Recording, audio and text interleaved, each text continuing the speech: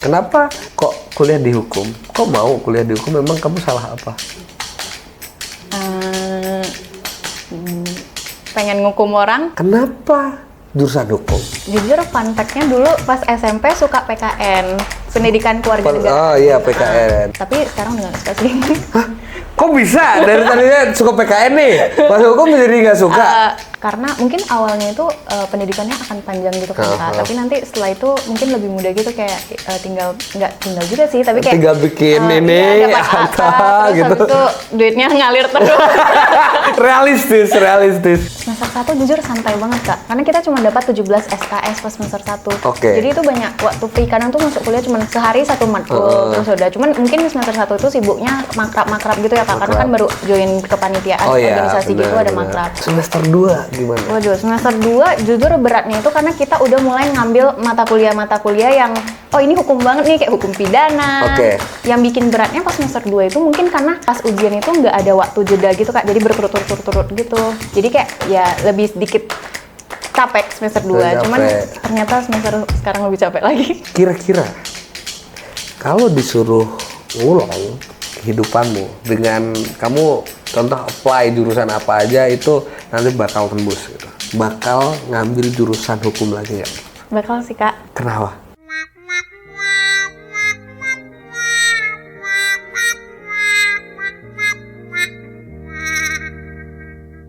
Selamat datang di Bedah Jurusan. Oke, kita udah running banyak banget episode dan ya hari ini spesial karena hari ini kita bakal ngomongin jurusan yang salah satu jurusan yang terketat di rumpun sosial humaniora. Apalagi kalau bukan jurusan hukum. Yuk. Oke. Habis ini kita bakal ngobrol banyak sama Selina. Mungkin Selina boleh perkenalan dulu dari jurusan hukum, angkatan berapa, kampusnya nggak usah ditanya lah ya. Boleh silakan kenalan. Hai semuanya, nama aku Selina Theodora. Aku dari Hukum UGM, angkatan 2023 dan apa lagi Kak? Biasanya hukum tuh ada dua jenis. Satu privat sama publik. Atau bukan? Emang ada privat sama publik? Jadi kalau konsentrasinya itu kayak dibagi jadi dua ranah gitu Kak. Jadi ada yang privat, ada yang publik gitu. Oke, nanti kita bakal bahas itu. Tapi sebenarnya di UGM ada dua, IUP sama reguler. Oh iya. Kamu reguler apa IUP? Reguler. Tapi kayak anak IUP ya. Nah ini fun fact juga ya. Di anak sosum gitu, anak FEB hukum gitu. Itu kadang suka bikin insecure teman-teman yang ada di sebelah-sebelahnya. Suka bikin apa Kak? Insecure kayak. Oh iya. Enggak juga nggak sih Kak? Ya itu kan kamu nggak merasa kan? Kayak aku sebagai anak visipol yang setiap hari berangkat ke kampus pakai kaos gitu kayak kok mereka bisa rapi-rapi ya gitu ya. Emang itu ada peraturannya ya? Kayak enggak sih Kak, saya juga masih kadang pakai kaos. Oh iya boleh? Boleh. Tapi kalau di FEB tuh kayak nggak boleh gitu. Tapi malah di FEB sering tahu Kak, nggak pakai kaosan. Maksudnya pakai. Nggak pakai kaos sih gue. Maksudnya pakai kaosan juga. Oh iya? Iya. Oh, mungkin sekarang udah mungkin sekarang udah ini ya. Aduh, kelihatan tuanya lagi berarti kan sekarang aku kuliahnya gitu. Tapi Selina thank you banget udah mampir di sini. Tapi sebelum kita ngomongin jurusanmu, ini jurusan yang banyak orang lain pengen sebenarnya. Aku pengen tahu perspektif dari kamu. Kenapa akhirnya milih jurusan hukum? Berarti emang orang tua ada background hukum? Jujur nggak ada Kak. Jadi kalau dari keluarga besar juga aku yang hukum sendiri gitu. Oh iya? Iya. Oh iya? Tapi untungnya mama sama papa nggak pernah ngelarang gitu anaknya mau jurusan apa. Jadi kayak ya udah dibebasin tapi tanggung jawab gitu. Oke, akhirnya nyari jurusan dan masuk di hukum UGM. Kenapa jurusan hukum? Jujur fun fact-nya dulu pas SMP suka PKN, Pendidikan Keluarga Negara. Oh iya PKN. Tapi sekarang udah nggak suka sih. Hah? Kok bisa? Dari tadinya suka PKN nih, pas hukum jadi nggak suka? Karena mungkin kalau PKN itu relatednya itu sama HTN kan, cuman kalau sekarang itu nggak ke HTN-nya, cuman ya dasar. HTN ini harus kita jabarkan ya, hukum tata negara. Iya. Hukum tata negara. Bukan nggak suka ya, nggak cocok. Kurang cocok. Iya. Oke. Akhirnya tadi ya suka PKN, terus sekarang agak nggak suka. Nah akhirnya apa yang mendorong kamu selain nih trigger kan biasanya kayak akhirnya aku pengen jurusan hukum biar aku pengen jadi jaksa, hakim. Emang ada pikiran gitu-gitu nggak? Kalau dulu tuh kepikirannya mau jadi notaris, Kak. Oh, malah jadi notaris? Iya. Kenapa? Apa trigger apa yang bikin kamu pengen jadi notaris? Karena mungkin awalnya itu pendidikannya akan panjang gitu kan, Kak. Tapi nanti setelah itu mungkin lebih mudah gitu, kayak nggak tinggal juga sih, tapi kayak tinggal bikin ini, iya, dapat apa, terus gitu. habis itu duitnya ngalir terus. realistis. Terus kan notaris banyak kan cewek ya, Kak. Iya, Jadi iya, kayak benar, mungkin benar. lebih chill gitu kali ya, Kak, Iya, pekerjaan. Cuman saya nggak tahu ya praktiknya gimana. Cuman harusnya enak sih, Kak. Harusnya ya. Berarti akhirnya kamu ini juga ngambil konsentrasi apa? Oh, Kak, tapi disclaimer sekarang udah nggak suka notaris lagi. Maksudnya nggak pengen jadi notaris lagi. Ini gimana tadi? Oke. Lumayan fluktuatif ya kehidupan ini. Jujur awal masuk hukum tuh kita misal pilih, aku mau jadi ini nih. Tapi nanti tiap semester itu kadang suka berubah-ubah gitu, Kak. Iya, tergantung dapat mata kuliahnya apa. Oh, apa yang bikin interest di mana gitu ya? Iya. Oke, dulu pikirnya aku pengen jadi notaris nih karena kerjaannya mungkin bikinin dokumen, bacain dokumen terus habis itu cair gitu.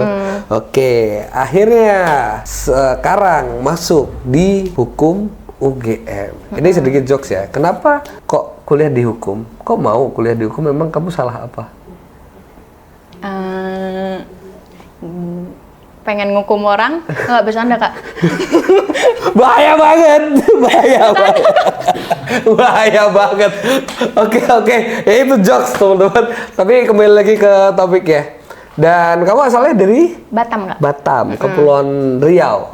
Nah, kan banyak tuh kampus di Indonesia. Biasanya kalau nggak UGM ya milih kampus lain gitu. Let's say UI atau mana yang FH-nya bagus gitu kan. Kenapa UGM? Karena pertama dari kampusnya sendiri, UGM, hukum UGM itu kan juga banyak ya, Kak, yang ngasilin lulusan-lulusan yang orang keren gitu. Terus yang kedua juga dari lingkungannya sendiri, Kak, kayak Jogja ini kayak enak gitu dijadiin tempat ngerantau, dan ternyata realitanya memang enak, Kak, kayak enjoy aja di Jogja gitu. Mungkin itu sih, Kak, pertimbangannya. Pertimbangannya lebih ke daerah gitu, daerah sama lingkungannya gitu. Nah, ini kita bicara ngomongin tentang ekspektasi dan realita. Tadi kan ngomongin ekspektasi, aku pengen jadi notaris, aku pengen masuk jurusan hukum, bla bla bla bla. Akhirnya masuk pertama kali nih. Kita breakdown dulu ya dari semester 1 gitu. Realitanya gimana setelah masuk di jurusan hukum akhirnya gitu? Semester 1 jujur santai banget, Kak. Karena kita cuma dapat 17 SKS pas semester 1. Oke. Jadi itu banyak waktu free. Kadang tuh masuk kuliah cuma sehari 1 matkul terus udah. Cuman mungkin semester 1 itu sibuknya makrab-makrab gitu ya, Kak. Karena kan baru join kepanitiaan organisasi gitu, ada makrab. Jadi gitu sih, Kak. Jadi kayak semester 1 banyak waktu luang, dan tugas juga sebenarnya di hukum tuh nggak terlalu banyak tugas ya, Kak, pas awal semester. Sekarang udah lumayan banyak. Oke, semester 1 tuh realitanya wah chill nih. Berarti ekspektasinya lebih enak lagi dong semester 2 gitu. Semester 2 gimana? Waduh, semester 2 jujur beratnya itu karena kita udah mulai ngambil mata kuliah yang ini hukum banget nih, kayak hukum pidana, hukum perdata, HTN, HAN itu semua kita ambilnya di semester 2, dan itu kayak langsung SKS-nya juga gede-gede, Kak. Jadi kayak 4 SKS gitu tiap matkul. Dan yang bikin beratnya pas semester 2 itu mungkin karena pas ujian itu nggak ada waktu jeda gitu, Kak. Jadi berturut-turut gitu. Jadi kayak ya lebih sedikit capek semester 2. Cuman ternyata semester sekarang lebih capek lagi. Sekarang berapa? 5? Semester 5, Kak. Semester 5, oke. Kayak penjurusan itu di semester berapa? Semester 5. Oh, ini baru kamu ngambil. Nah, tadi ya, ini belum kita bahas nih. Tadi pengen jadi notaris, sekarang ngambilnya apa? Perdata, Kak. Mainstream ya, Kak. Oke. Ini kan banyak nih ya. Ada berapa sih kayak peminatan atau konsentrasi di? Ada 11, Kak. Oke. Apa aja tuh yang paling mainstream biasanya? Banyak kan sih, jujur perdata, Kak, paling mainstream banyak. Kedua pidana mungkin ya, Kak. Terus bisnis juga. Udah sih, Kak, rata-rata 3 itu. Pajak juga lumayan banyak. Pajak. Terus tadi kayak notaris gitu, kenotariatan juga ada juga konsentrasi, atau itu harus profesi? Itu nanti setelah lulus baru setelah lulus S2. baru S2 notaris ya? Iya. Oke, nah MKN ya makanya MKN. Terus nih aku mau tanya nih, sebenarnya apa yang dipelajarin dari hukum? Itu pasal-pasal aja atau gimana? Maksudnya kayak stereotip orang tuh kayak gitu kan? Anak hukum harus hafal pasal gitu ya, Kak. Tapi sebenarnya setelah kita ujian pun kadang itu tuh nggak semuanya itu memang ada kadang berapa sebutkan dasar hukumnya gitu. Cuman kadang nggak yang serta-merta soalnya langsung pasal semua gitu, Kak. Jadi kayak ya sebenarnya selain pasal kita tuh harus pahamin aja dasar dasar analitikalnya itu gimana untuk akhirnya bisa mengaplikasikan pasal-pasal itu ke kasus asli atau kayak kasus-kasus di soal. Jadi sebenarnya kalau dibilang anak hukum harus hafal pasal itu nggak juga sih Kak. Tapi tahu dasarnya itu tahu gimana. dasarnya. Iya. Jadi lebih ke logika berpikirnya jalan atau enggak gitu ya. Dan apa yang terjadi itu harus ada dasar hukumnya. Iya Kak. Itu kayak gitu. Iya. Tapi emang apa sih yang kalau kita ngomong ya hukum gitu. Itu yang dipelajarin pertama kali itu apa? Kalau kita di semester pertama-tama itu kita paling belajar kayak pengantar ilmu hukum, pengantar hukum Indonesia itu kayak kalau pengantar ilmu hukum itu kayak tentang apa sih hukum itu, pelajarin dasar-dasarnya. Kalau pengantar hukum Indonesia itu kayak itu ada banyak matkul kan kita yang konsentrasi 11 itu tuh kayak kita belajar sedikit-sedikit kayak hal itu kita belajarin apa satu pertemuan itu diganti tiap-tiap kali gitu. Jadi materinya berubah-ubah gitu sih Kak. Jadi kayak kita tuh ada banyak pandangan. Oke, baru nanti konsentrasi baru di semester 5. Berat nggak? Hukum. Jujur masih bisa ke handle sih Kak, masih enjoy sih. Jalaninnya Enjoy. Tugas gimana kalau tugas? Tugas tuh kalau di hukum tuh kayaknya kebanyakan tugas kelompok gitu ya Kak, lebih banyak jadi kayak presentasi gitu-gitu. Presentasi banyak, tugas paper gitu-gitu sih Kak. Tapi kalau kayak UTS kayak gitu masih banyak esai atau ada by project kayak gitu-gitu? Wah, esai semua Kak. Jadi semua esai? Iya, kita tuh menulis semua lagi Kak. Bayangin kita harus nulis di folio tiap ujian dan capek ya, pegel. Tapi beberapa ada yang PG juga sih Kak, cuman dikit. Dan sekarang udah mulai pakai laptop juga ujiannya. Oh ya?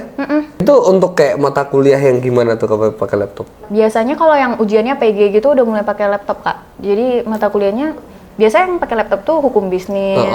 Kemarin pertanahan esai tapi juga udah lumayan pakai laptop sih Kak.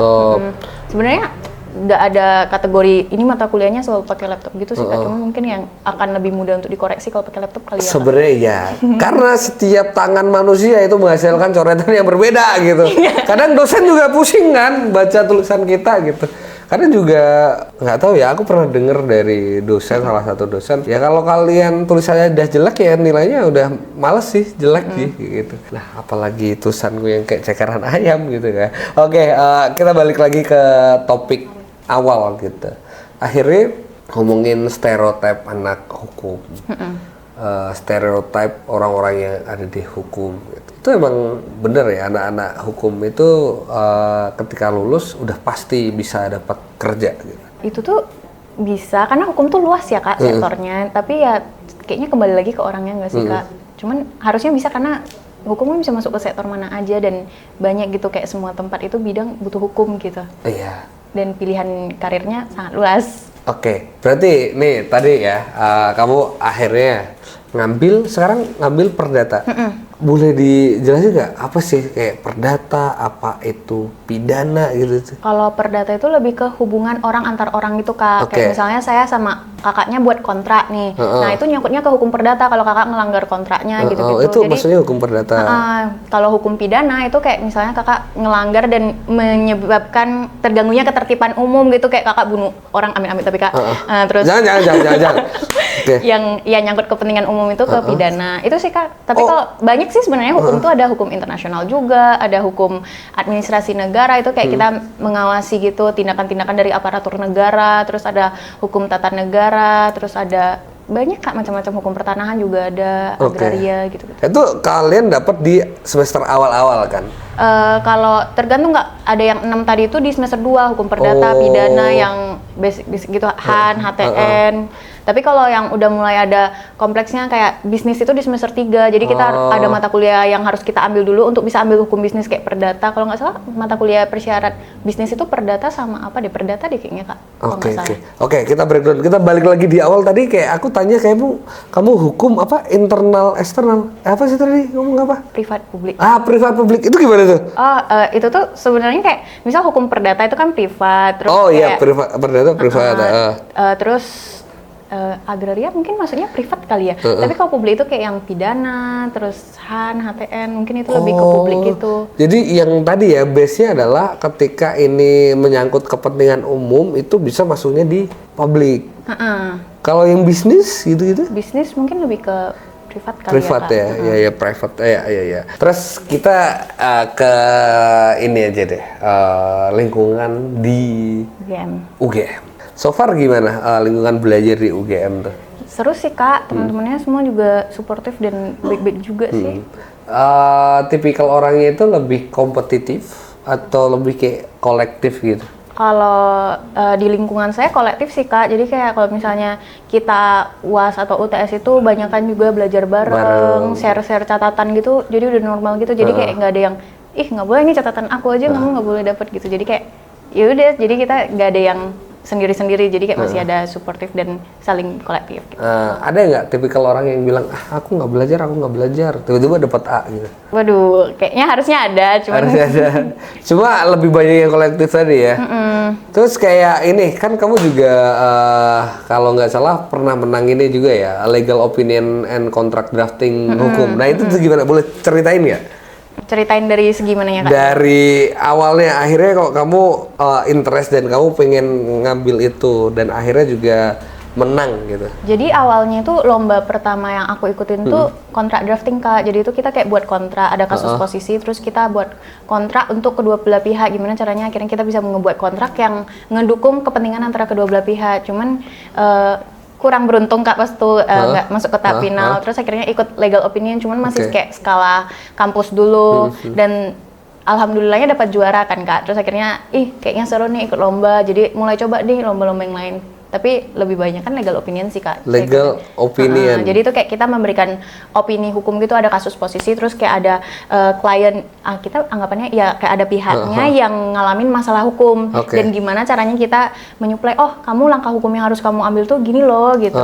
Tapi dari perspektif hukum gitu, jadi kita kasih dasar-dasarnya, analisis kita, gitu sih Kak. Jadi kalau ya itu namanya legal opinion. Kalau kontrak drafting itu kayak tadi kalau ada apa? Kita bikin kontrak. Kalau misal kemarin tuh aku bikinnya itu kontrak kereta cepat Kak. Jadi mereka itu ada pihak pemerintah sama pihak swasta, itu mereka mau buat kereta cepat dari dari Bandung ke Yogyakarta. Jadi ya kita gimana caranya bisa nyediain kontrak gitu. Itu kalau nggak salah lumayan sih Kak, kita nyiapin mereka harus impor dulu keretanya dari Cina, terus gimana perakitannya di Indonesia, terus pengoperasiannya, dan nanti gimana akhirnya kembali keretanya dikembaliin ke pemerintah lagi. Jadi kita ngatur tuh di dalam satu kontrak.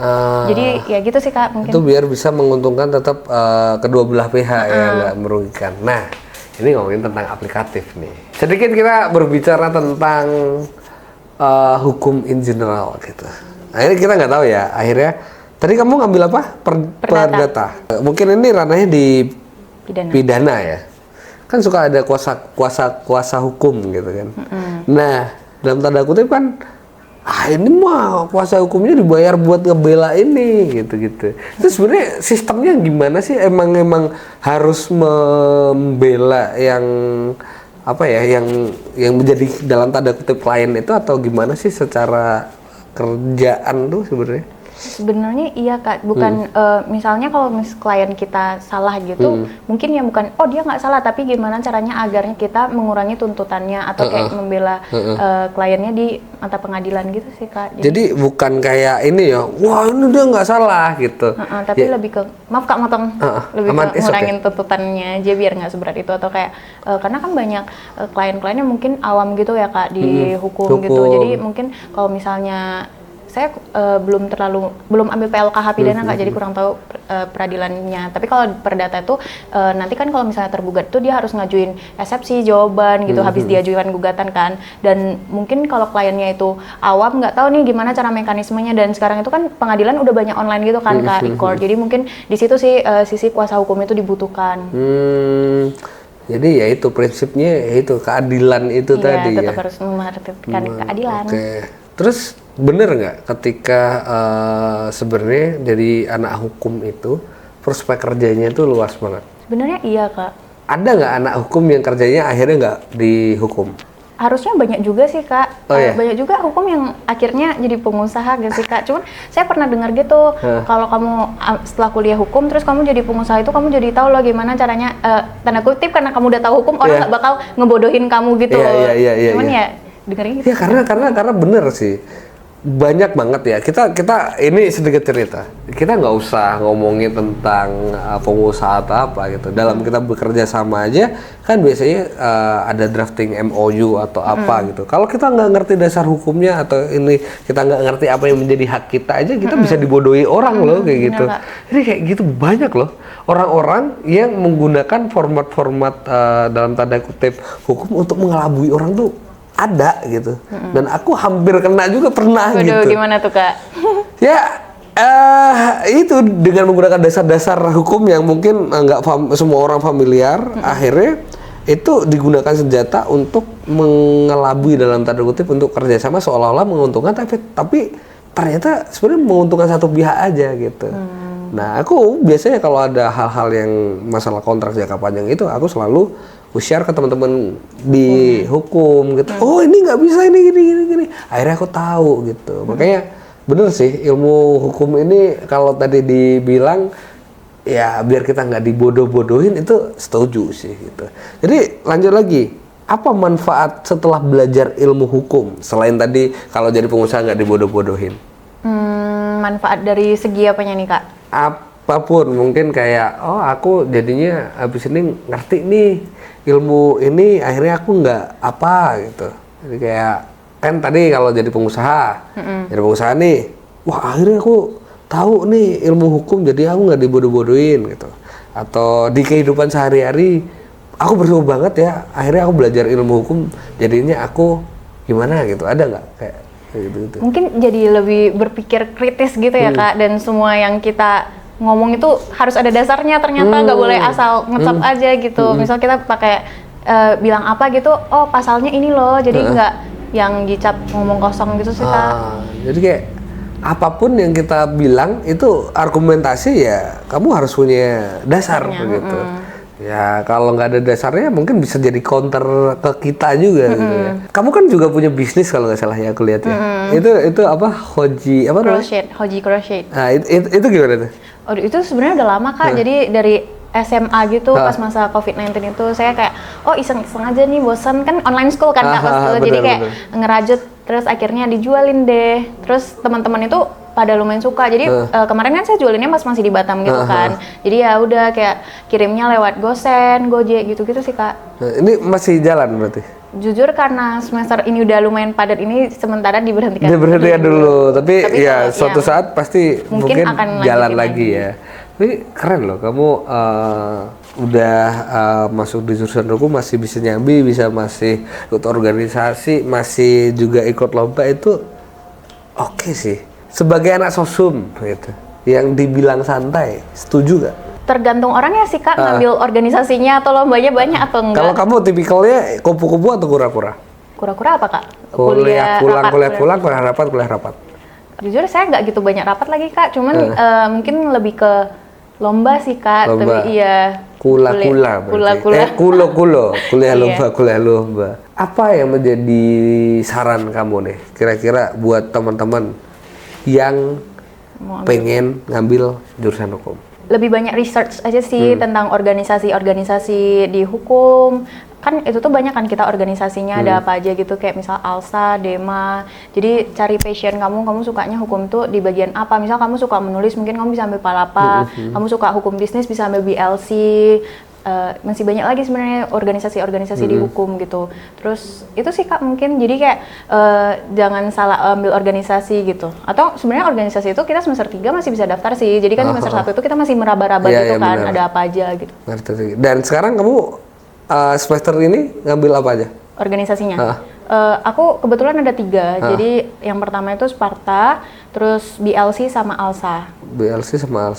Kalau kayak model United Nation gitu-gitu itu beda-beda lagi?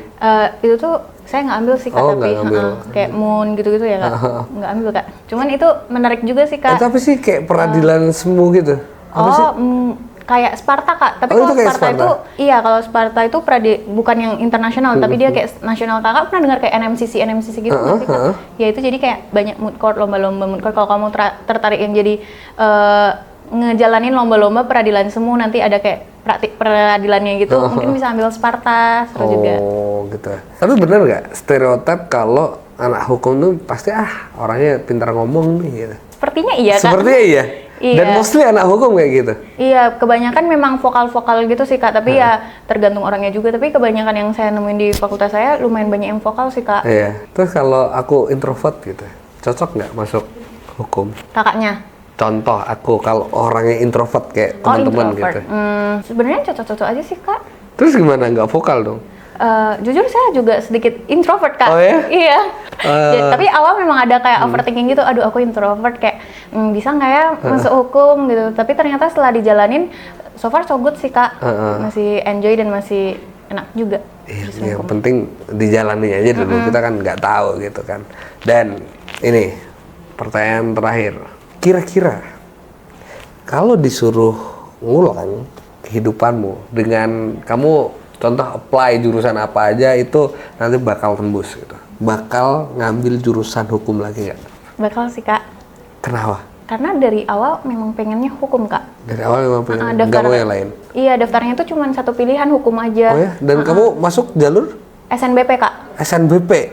Oke, ini penting nih, lupa aku tanyain. Butuh rata-rata nilai berapa untuk bisa masuk di hukum UGM? Kalau saya pribadi, rata-rata saya kemarin tuh 90, Kak. 90? Tapi kamu pakai sertifikat gitu-gitu? Pakai, Kak. Apa Kayaknya itu sertifikat memang penting juga sih, Kak, untuk menunjang. Pas tuh saya ikut olimpiade, Kak. Olimpiade ekonomi sih. Oke. Terus juga, ya satu lagi juga kompetisi ekonomi juga. Tapi yang diselenggarakannya dari BI. Saya pernah dengar kalau kamu mau masuk UGM itu ikut lomba-lomba yang diselenggarain sama UGM nanti mungkin akan lebih mudah gitu. Oke. Tapi yang skala SMA gitu ya, Skala Kak. SMA. Terus itu yang itu menang tuh, yang tadi 2 itu? Sampai ke, nggak menang juga Sampai sih, ke Kak. Cuma nasional? yang satu sampai ke regional, yang satu sampai ke provinsi. Itu 90 dengan piagam kayak gitu bisa masuk ya? Iya. Berarti teman-teman harusnya juga bisa masuk. Yang penting apa? Pede tadi ya? Pede dan berdoa. Pede dan Restu berdoa, orang penting ya. Gokil juga Selina, luar biasa. Mungkin teman-teman yang pengen tahu lebih dalam jurusan hukum mungkin bisa tanya-tanya ke kamu. Kalau kamu ada sosial media, boleh di-share apa? Shelina Theo, SHELINATHEO. Itu main di mana? Instagram aja, ada TikTok atau main YouTube juga? Sejauh ini main Instagram sama TikTok sih, Kak. Cuma TikToknya bukan yang nge-share tentang hukum juga. Cuman ya udah pemakaian pribadi. Ya biasa, seperti biasa. Branding orang beda-beda, beda platform, beda branding gitu kan. Oke, kalau teman-teman mau kepo lebih banyak silakan follow dan jangan lupa juga follow sosial media kita Nalar Muda karena kita bakal ngasih tahu informasi-informasi tentang dunia kampus, dunia perkuliahan dan jurusan-jurusan yang pasti akan kalian kepoin dan kalian akan cari-cari tahu informasinya. Kalau kalian merasa video ini bermanfaat, jangan lupa like, comment, share, dan subscribe. Dan kalau kalian mau request jurusan apa lagi, silakan komen di bawah.